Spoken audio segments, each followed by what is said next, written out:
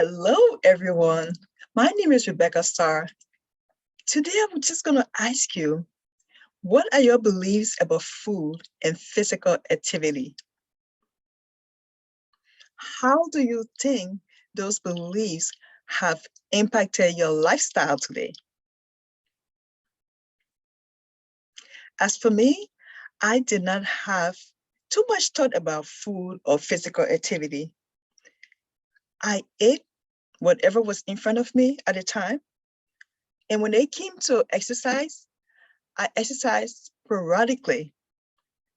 Not because I prioritize it, I just thought that was the right thing to do. Until several years ago, I discovered the amazing and phenomenal intrinsic result exercise brings, and I was addicted. So today, I want to talk to you about four key concepts. But before we go there, I want to talk to you about your body, which is a valuable asset, so that you can give it some tender loving care. Because your body is the conduit from which energy flows, and it allows you to communicate with yourself and others. Everybody knows energy is everything. If you feel good, you are more likely to be in a proactive mindset. Therefore, you'll do things that will be beneficial to yourself and others. But if you don't feel good, you're more likely on a defense and in a reactive mindset. Therefore, you will do things based on circumstance because you either in pain or you're experiencing some chronic illnesses. So you may do things that may not be in your best interest or others, which leads us to the first key concept, epidemic in the United States of America. Obesity and overweight is the epidemic on the rise. How is that possible? This is the United States of America. It is an advanced country. Why are so many people obese or overweight? Why is it on the rise? Did you know 43% of adults aged 20 and over are obese? Then when you think about the same age group, when you combine overweight and obesity, the number increased to almost 74%. We can look at this situation on so many levels, but I want to just key into one area, which is the ethnicity part, because we can start from infancy to adulthood. But with ethnicity alone, non-Hispanic Blacks are among the highest, close to 57% overweight. Next in line would be non-Hispanic whites, close to 50% overweight. And then the smallest group on the rise is Asian, non-Hispanic Asian, 17.2%. This is not sustainable. There must be something done for this situation. We cannot ignore this. You know why? Because there are so many disadvantages of being overweight. Other than the image, the physical image, the pain, generalized pain, difficulty moving around, depression, and all of those things, we experience chronic illnesses. So some of the chronic illnesses will be diabetes. Diabetes is very prevalent here. You know, the two key risk factors, contributing factors would be being overweight and lack of physical activity. High blood pressure, high consumption of sodium oxide could lead to that. And the key thing to remember here with this, these are all comorbidity, meaning that they live together. One situation leads to another in the body, and it's like a cascade event.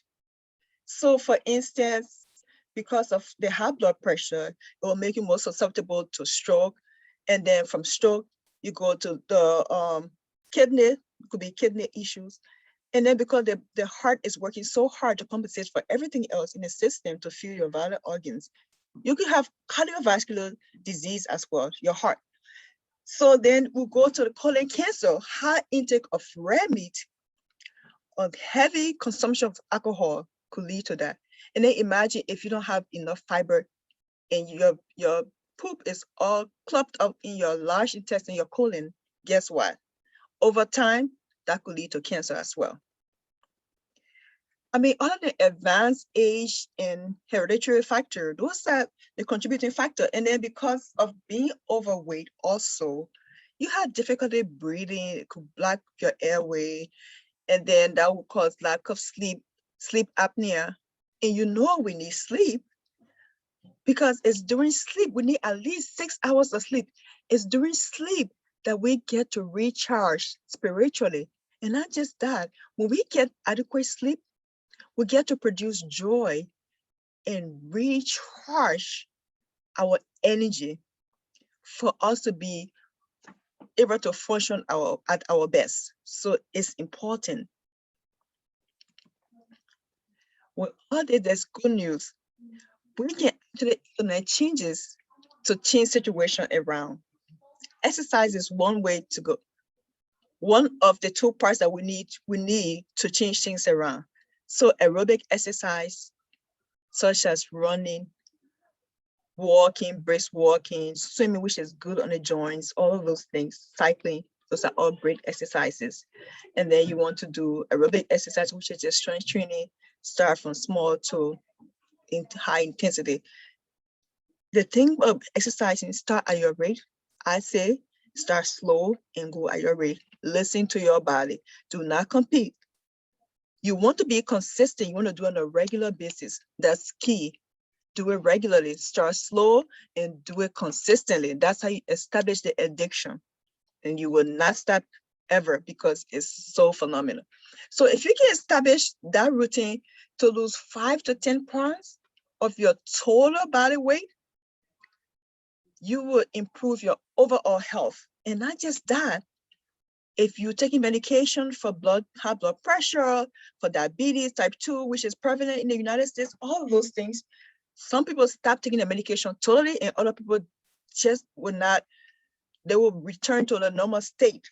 So it's very important to exercise in addition to obviously eating regularly to maintain that lifestyle. So that's why when we talk about modifiable rates, those are all the modifiable rates. You can actually change it. So the problem that we have, we actually created sometimes, and it can be changed, which is great. So imagine what a confident booster you have after you implemented all those changes. Now you know that you're in charge of your destiny. You are the creator, the designer, and the creator of your life. And that's a huge confident booster. And that would just propel you to want to conquer the world. So eating is critical to the entire component of exercising and eating. No matter how much exercise you do, if you don't eat properly, it's going to be counterproductive. I would say 70 to 75% is what you put in your body.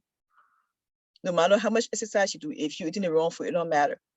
So I love this idea of the mind plate concept, which was established by the USAID in 2011, which Michelle Obama was a huge advocate. And I love this because I don't believe in a crush diet. I believe in a wholesome meal, which is sustainable and realistic. So half of your plate should be vegetable. The other half is your lean protein and whole grain. So with the fruit, I mean, the vegetables, you want to think about the rainbow color, the green leaf, spinach, the broccoli, the cauliflower, the bell peppers, because those all have antitoxin effect. It helps clean your body of toxins, and it help also anti cancer. And when you think about the fiber, which is good for your brain, the blueberries and all of that, is also help you with regularity, because you don't want to keep anything in your colon for a long time, because that will lead to toxin buildup, and that will create cancer and other things in your body. So that's the reason why you have to have your fruit. And then when you have your Protein, which is a muscle, you want to build your muscle because it's a fat burner. It's also help with movement, all that mobility. Your chicken, your fish, and all your different kinds of beans. And then we have our whole grain. You want to make sure it's the brown rice. And then we have the quinoa and the oatmeal. All of those things are great. You want to make water your choice of drink. I know my kids, they want to drink soda all the time, but I tell them that's one thing. Water is hydrating, it cleans, it flushes your body, so it's great. So ideally, you want to use 6 to 8 glasses of water. Or another way to look at it, you can do half for your body weight. For instance, if you weigh 150, you can just do 75 ounces of water, which would be also great. Eating healthy brings tremendous benefit, including increasing your overall vitality, your sparks. It's just like, it's so addictive. You have that endorphin, and people just wonder what's your secret. That's the secret. When you have that endorphin, it's so addictive. You don't want to stop because it makes you feel so great, and it just eliminates all health issues. I mean, pretty much if you eat healthy, you don't really suffer from complication, no joint pains or anything like that. And it's like you feel recharged and you think clearer because your focus has increased and you do things that really matter to you. You're just not going by what you have to do, but it helps you to really key into important things in life. So in conclusion, I would say that if you implement the lifestyle changes, eat right, exercise right, it really helps in your total all reduce your inflammation. Inflammation is one thing that for human being, if you have inflammation, it can lead to chronic illnesses. It makes you age faster, joint pains and all of those things. So you really want to eat right and reduce your stress level and all those things because it just increase your overall energy and it helps you. I have no joint pains. I don't take any medication and I really try to reduce my stress level. So that's what's really great about working out. And so that's why I'm so addicted. It makes you feel good. That endorphin is a good feeling. It's no joke. It's addictive. But like I said, don't try to compete with anyone. Start at your race. I would recommend start slow and increasingly progress. Appreciate your body because like anything else, you want to treat it right. If you had an expensive BMW, you won't just go put a cheap old regular gas in it because it will not function at its best. You want to put a premium gas, same thing.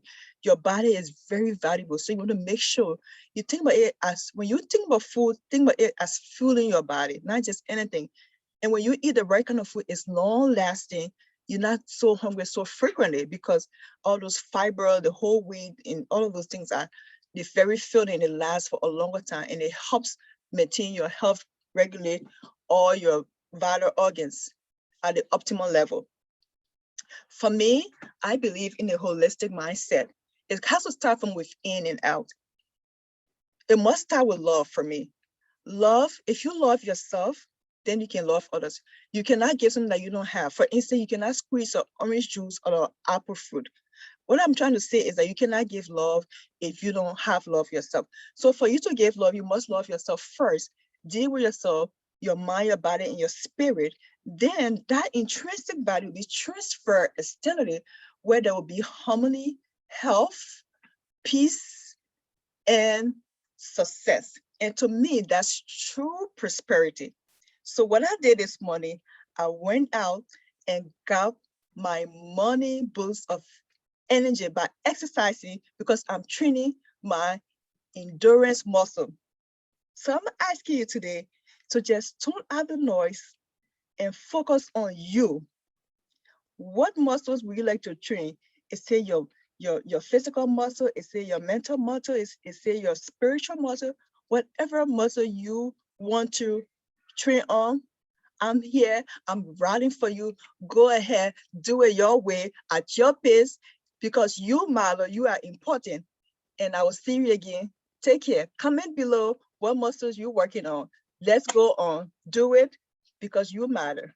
Thank you, and I will see you.